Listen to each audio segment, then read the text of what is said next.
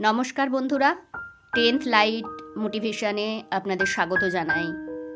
আসুন আজ বিখ্যাত ব্যক্তিত্ব স্টিভ জবসের কিছু অমূল্য উক্তি জেনে নিই। যখন আপনি উদ্ভাবন করবেন তখন আপনার কিছু ভুলও হবে। সবচেয়ে ভালো হয় যদি সেগুলো দ্রুত স্বীকার করে নেন এবং সাথে সাথে আপনার অন্য উদ্ভাবনগুলো আরও উন্নত করায় কাজে লেগে যান। নিজের মন আর অনুভূতির কথা শোনার সাহস রাখবেন।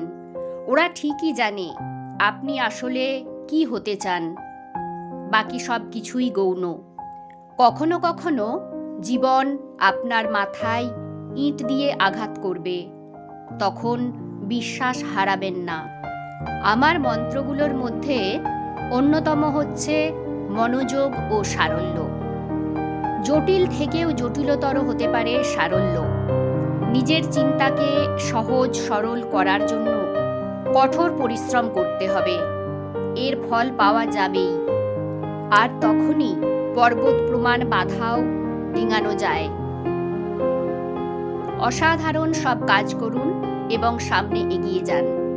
আমি মনে করি আপনি যদি এমন কোনো কাজ করেন যা প্রশংসা কুড়ায়, তাহলে আপনার উচিত আরও ভালো কোনো কাজ করা। একটি প্রশংসার কাজ দিয়েই বেশি দিন পড়ে থাকবেন না। সব সময় এরপর কি করা যায় তা নিয়ে ভাববেন। কখনোই নিজের মতামতকে অন্যের মতামত দ্বারা প্রভাবিত হতে দেবেন না এবং আপনার ভেতরের স্বরটি থেকে অন্যের আওয়াজ বের হতে দেবেন না। আর সবচেয়ে গুরুত্বপূর্ণ হলো নিজের হৃদয় এবং সংজ্ঞাকে অনুসরণের সাহস ধারণ করুন। জীবন নিয়ে সন্তুষ্ট হওয়ার একমাত্র উপায় হচ্ছে চমৎকার কোনো কাজ করা। আর কোনো কাজ তখনই চমৎকার হবে যখন আপনি আপনার কাজকে ভালোবাসবেন। যদি এখনও আপনার ভালোবাসার কাজ খুঁজে না পান, তাহলে খুঁজতে থাকুন, অন্য কোথাও স্থায়ী হয়ে যাবেন না। আপনার জীবনের প্রতিটি মুহূর্তই আপনার ভবিষ্যৎকে রূপদানে কাজ করে। সুতরাং জীবনের প্রতিটি মুহূর্তকেই সঠিকভাবে কাজে লাগানোর চেষ্টা করুন।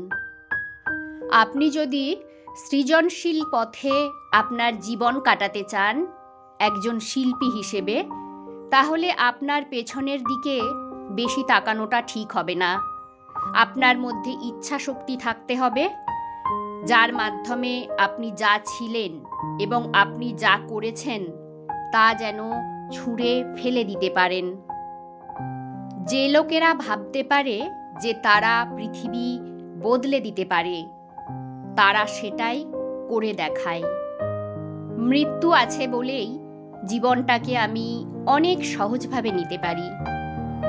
পৃথিবীতে এসেছিলাম একদম নগ্ন হয়ে, ফিরেও যেতে হবে তেমনি খালি হাতে। হারানোর কিছুই নেই আমাদের।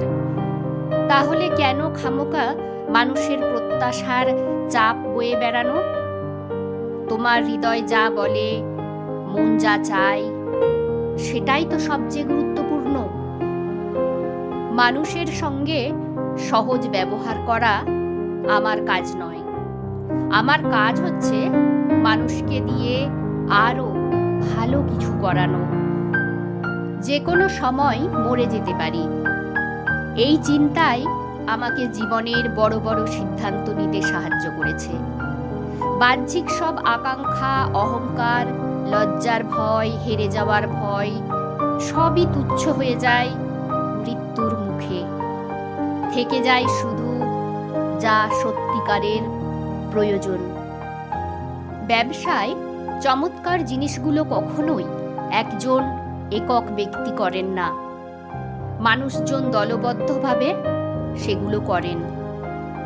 এই মুহূর্তে আপনিই হলেন নতুন, কিন্তু সেদিন খুব বেশি দূরে নয় যেদিন আপনি বুড়িয়ে যাবেন এবং দূরে সাফ হয়ে যাবেন। খুব বেশি নাটকীয়তার জন্য দুঃখিত, কিন্তু এটা পুরোপুরি সত্য। আপনার সময় সীমিত, সুতরাং অন্য কারো জীবনযাপন না করে বরং নিজের জীবনটাই যাপন করুন। আমাদের সকলের কাছে সবচেয়ে মূল্যবান জিনিসটি হলো সময়। বিশ্বের সেরা ধনী হওয়া আমার কাছে মুখ্য বিষয় নয়, বরঞ্চ রাতে ঘুমোতে যাওয়ার সময় নিজেকে যেন বলতে পারি যে হ্যাঁ, সত্যিই আমি দারুণ কিছু করেছি।